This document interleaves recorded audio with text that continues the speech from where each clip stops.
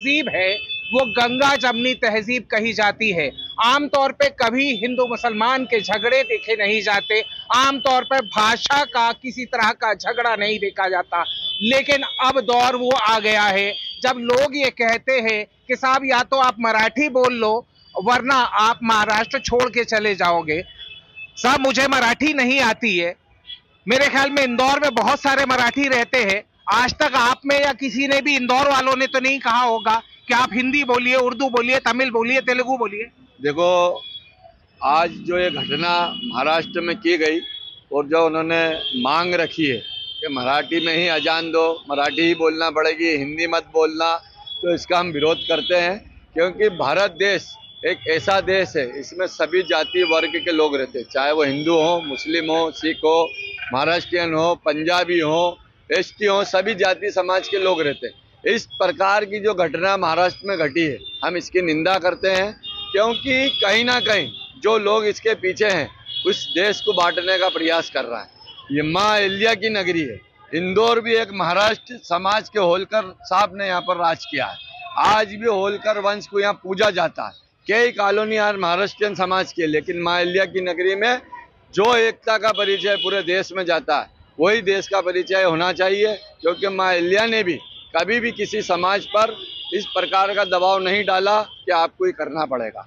अच्छा मंजूर भाई, एक बात बताइए, आपको मालवी बोलनी आती है? नहीं, हम जैसे आप उर्दू हैं तो उर्दू भाषा बोलेंगे। उर्दू बोलते हैं आप? उर्दू भी तो कभी यहाँ के जो मालवी भाषा के लोग हैं उन्होंने बोला कि नहीं साहब आप तो मालवी में बोलोगे तभी मैं धंधा करूंगा, क्योंकि आप तो बिजनेस भी लेके बैठे हैं? देखो, हम तो सभी समाज के लोग के बीच में रहते हैं। संस्था सर्वधर्म हम कई पिछले 25-30 वर्ष से यहाँ चला रहे हैं।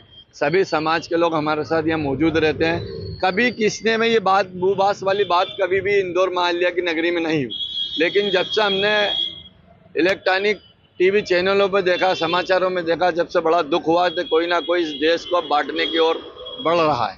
मंजूर भाई, नेता ही कर रहे हैं ये काम, तो टीवी थोड़ी कर रहा है। नेता बोलते तभी तो टीवी पे आता है। तो समाचारों के माध्यम से हमें मालूम पड़ा। हम समाचार का विरोध नहीं कर रहे, हम उन लोगों का विरोध कर रहे हैं जिन्होंने ये नई पीढ़ी को जो एक नया मैसेज दिया है, एक हिंदुस्तान को बांटने का जो प्रयास किया है, इसकी जितनी निंदा की जाए वो कम है। सब महाराष्ट्र में अब हालात ये हो गए हैं कि गुजराती भाषी जो हैं, गुजरात वाले जो हैं, उनके ऊपर भी हमला हो रहा है। ये कह रहे हैं कि साहब आप तो मराठी बोलो, गुजराती नहीं। बोर्ड उतार दिए जा रहे हैं गुजराती समाज के जो लोगों के हैं। इसको आप किस नजरिए से यहाँ देख रहे हैं? आपका नाम भी बताइए भाई। मेरा नाम है अब्दुल समद खान और ये जो घटना हुई है बहुत दुखद है।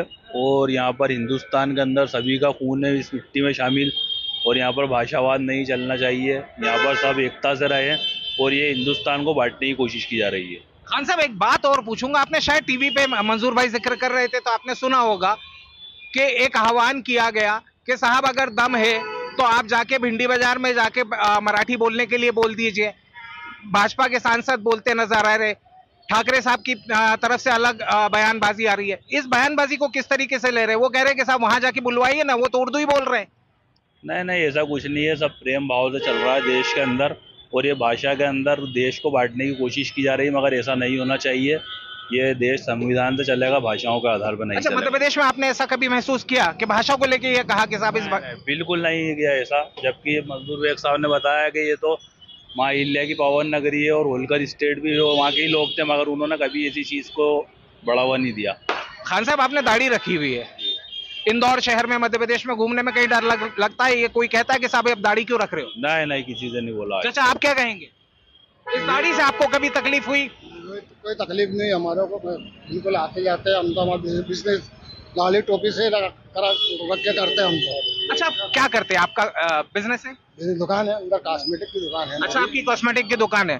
तो आपकी कॉस्मेटिक की दुकान में जो ग्राहक आते हैं वो आपसे कहते हैं कि उर्दू मत बोलो?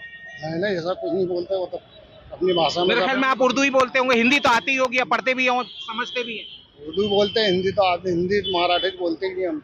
आती ही मराठी नहीं आती आप? आती ही नहीं। किसी ने कुछ नहीं बोला? किसी ने कोई कुछ नहीं बोला।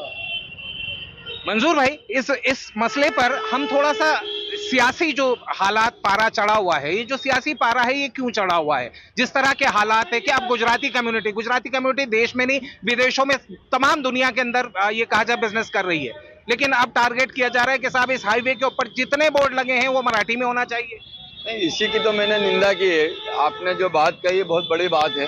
हिंदुस्तान में हिंदुस्तान को बांटने का जो प्रयास कर रहे हैं, कहीं ना कहीं गुजराती समाज का माँ अहिल्या की नगरी में 70 से 80% लोग इंदौर से गुजरात जाते हैं, सूरत जाते हैं। कपड़ा का व्यापार है, सब तरह के जितने भी बड़े व्यापार हैं वो गुजरात से। आप जिक्र कर रहे थे कि यह महाराष्ट्रियन कल्चर का काफी दबदबा रहा है। इंदौर को कहा जाए, इंदौर को अब इंदौर बोला जाता है, माँ अहिल्या की नगरी है, मराठी भाषी हैं सब। कभी भी ये टकराव देखा? कभी भी माँ अहिल्या की नगरी में इस प्रकार का कोई टकराव भी नहीं हुआ। कभी भी इस प्रकार की किसी ने भी बात नहीं की। हमारे वहाँ की सांसद लगातार सुमित्रा महाजन रही यहाँ पर सांसद, लेकिन कभी उन्होंने नहीं कहा। माँ अहिल्या की नगरी ऐसी है कि माँ अहिल्या जी ने जो फैसला किया था वो उनके बच्चे के खिलाफ किया था। अच्छा मंसूर भाई, मैं एक चीज और याद दिलाता हूँ, वीरेन अगर उस तरफ राजवाड़े की तरफ अगर ये कैमरा घुमा सकते हैं तो ये राजवाड़े पर हम खड़े हैं। इसी राजवाड़े पर हम होलिका दहन देखते हैं। होलकर कालीन जो होता है, आज भी वो होलकर वंश के लोग आते हैं। और इसी राजवाड़े के इमामबाड़े पर मैं देखता हूं कि वो सरकारी ताजिया भी निकलता है। होलकर वंश के लोग ही सरकारी ताजिया के आज भी तनख्वाह देते हैं। जो सरकारी ताजिया का वो भी मराठी भाषी हैं। वो भी मराठी भाषा, क्यों तो आज ही इंदौर में मराठी भाषा था, लेकिन कभी इस भाषा का उपयोग किसी संस्था ने या किसी नेता ने या किसी ने इंदौर के महाराष्ट्रियन समाज ने कभी ये बात नहीं की। जो सरकारी ताजिया का वो भी मराठी भाषी हैं। वो भी मराठी भाषा, क्यों तो आज ही इंदौर में मराठी भाषा था, लेकिन कभी इस भाषा का उपयोग किसी संस्था ने या किसी नेता ने या किसी ने इंदौर के महाराष्ट्रियन समाज ने कभी ये बात नहीं उठाई थी या तुम्हें महाराष्ट्रियन बोलना। आपको मराठी बोलना है सर।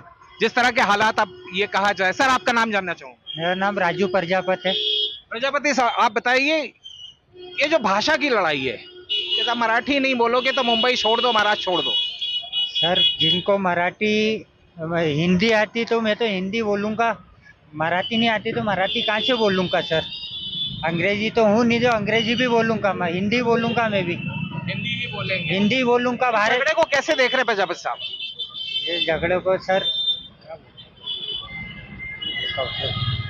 ड्रामा है, पॉलिटिक्स है। पॉलिटिक्स है सर। अब हिंदी तो हिंदी भारत की राज्य भाषा ही हिंदी होती है। एक युवा और हैं सर, आपका नाम क्या है? मोहम्मद सुल्तान नाम है मेरा। पहली चीज़ तो ये कि माइंड में और माइनॉरिटी में ये चीज़ घुसा दे कि ये देश संविधान से चलेगा, ना कि किसी जाति या धर्म से, चाहे वो हिंदू हो, चाहे मुस्लिम हो, सिख हो या ईसाई हो। ये देश किसी भाषा से नहीं, संविधान से। सर बड़े डोले शोले बना रखे हैं, लेकिन एक चीज मैं आपसे जरूर चाहूंगा, जिस तरह का हालात अब महाराष्ट्र के अंदर लग रहा है। अब महाराष्ट्र में एक बयान एक सांसद का आता है, जब ये बात कही जाती है कि सभी को मराठी बोलनी पड़ेगी, तब वो ये बयान दे देते हैं कि साहब एक काम करो, भिंडी बाजार जाके या डोंगरी में जाकर आप हिंदी बुलवा के दिखवा लो। तो क्या ये भी एक बांटने की तरीका लग रहा है कि कह रहे हैं कि मुसलमानों के इलाकों में जाके बात करके देखो? बिल्कुल देश को बांटने की कगार पे ही तो जा रहे हैं। बांटने की कगार पे बिल्कुल जा रहे हैं। और लगता है इस तरीके से ये बहुत लंबा चलने वाला? नहीं, ये ज़्यादा लंबा नहीं चलेगा। वक्ती है, क्योंकि जनता समझदार है। जनता समझदार जनता है। समझदार है। सर अपने युवा तो कह रहे जनता समझदार है, नेता क्यों नहीं समझ रहे फिर? नेता अगर तो उनको तो राजनीति करना है, उनको तो राजनीति करना है, इसलिए जो है यहाँ पे इस तरीका कोई नहीं है। ये भारत देश है, ये फूलों का गुलदस्ता है। यहाँ पे किसी तरह का कोई किसी से भेदभाव नहीं है। आज तक इतने साल के इतिहास में आज तक कभी ऐसा हुआ नहीं हिंदुस्तान में कि कोई भाषा को लेके कोई बातचीत हो, ये भाषा के ऊपर किसी को दबाव बनाया जाए। हम अपने घर में अगर किसी को लाते हैं तो उसके ऊपर दबाव नहीं बना सकते कि आपको ये बोलना ये नहीं बोलना। ये तो पूरा देश है, अगर इस तरीके से बोल रहे हैं तो वो उनका मतलब जो है अपना क्यों बोल रहे हैं ये तो वही। बाकी हाँ ये है कि कुल मिला के जो है इनको बांटना है। हमारे देश में आप देखें कि हमारे यहाँ इंदौर से 9 बार हमारी सांसद रही हैं सुमित्रा महाजन। हाँ उन्होंने सुमित्रा ताई को मेरे ख्याल में हर इंदौरी सुमित्रा ताई ही बोलता है। वो ताई का मतलब क्या होता है? हम ताई का मतलब है बड़ी बहन। बड़ी बहन मतलब ताई है ना वो। और ये किस भाषा का अल्फाज है? महाराष्ट्रीयन है, मराठी का ही है ना? मराठी। ताई बोलते हैं सर हम ताई के सामने ही बड़े हुए हैं। अच्छा, ताई को हम ताई बोलते हैं। किसी मराठी भाषी ने हमको ये नहीं बोला कि साहब हमारा राज रहा है यहाँ पर, आप तो अब मराठी ही बोलेंगे, आप कल से उर्दू नहीं बोलेंगे, हिंदी नहीं बोलेंगे? ये तो आज तक किसी ने बोला ही नहीं है ना। पहली बार हमारे मतलब इतनी उम्र हो गई है, पहली बार हम सुन रहे हैं कि कोई ये बोल रहा है कि साहब आपको मराठी बोलना है, कल से गुजरात में बोलेंगे आपको गुजराती बोलना है, कल से बंगाल में बोलेंगे बंगाली बोलना है, तो फिर तो देश के टुकड़े होना है। फिर क्या होना है? फिर अब तो ये बात भी सामने आने लगी कि साहब जो साउथ इंडियन है उनसे बुलवाओ आप मराठी, अगर मुंबई में रहना, महाराष्ट्र में रहना है। होता क्या, भाषा के आधार पर कोई बांट नहीं सकते आप लोग। नेता जो लोग जो हैं भाषा के आधार पर अपनी राजनीति चमकाना चाहते हैं, और कुछ भी नहीं। ये हिंदुस्तान है, हिंदी हमारी मातृभाषा है और वही चलेगी। अब हमारी राष्ट्रभाषा है। सर आपका नाम क्या है? इरफानुल हसन। इरफान साहब, आपके चेहरे पर मैं वो नूर देख रहा हूँ, नमाजी भी लगते हैं आप। इस मराठी बहुल इलाके में जिसे हम इंदौर कहते हैं, इंदौर में कभी आपने इस बात का एहसास किया कि मुझे मराठी ही बोलनी पड़ेगी तो मैं इंदौर में बिजनेस कर पाऊंगा, धंधा कर पाऊंगा? नहीं, कभी नहीं महसूस हुआ। सर महाराष्ट्र में क्यों हो रहा है? अब महाराष्ट्र में नेतागिरी कर रहे हैं, क्या है? सर तो नेताओं को कुछ तो इलाज होगा, आप लोग कुछ तो सुझाव। कोशिश सब कर रहे हैं, बाकी अल्लाह का हुक्म होगा जब हो जाएगा। अल्लाह का हुक्म होगा तब हो जाएगा। सर इलाज सुझाव होगा। आप तो नेताजी हो, इलाज तो सुझाव, क्या इलाज होगा? इलाज ये है, जनता इसका फैसला करेगी। आने वाले जब चुनाव होंगे उसमें सबका मालूम पड़ जाएगा किसको कौन बांटने का प्रयास कर रहा है, उनको जनता बाहर कर देगी। जिस तरह की गुंडागर्दी ये कहा जाए महाराष्ट्र के अंदर इन दिनों देखी जा रही है कि हर जगह पर किसी को मारा जा रहा है, तमाम वीडियो आते हैं। अभी मैंने एक वीडियो देखा जिसमें कि लिखा गया है कि मराठी नहीं बोलोगे तो एक शख्स अपने टी शर्ट के ऊपर लिखा है कि डुबा कर मार देंगे। हाँ, ये बहुत गलत वो वीडियो मैंने भी देखी थी, बड़ा दुख हुआ और उसकी मैं बहुत निंदा करता हूँ। क्योंकि किसी को इस प्रकार से गरीब बेसहारा कोई व्यक्ति है, कोई वहाँ पर टूरिस्ट जाता है, उसको रोक के जो रोड पर मारा जा रहा है और उससे कला रहा है कि तुम महाराष्ट्रियन बोल रहा है, मेरे को महाराष्ट्र बोलना ही नहीं आता। उधर इस वक्त राजस्थान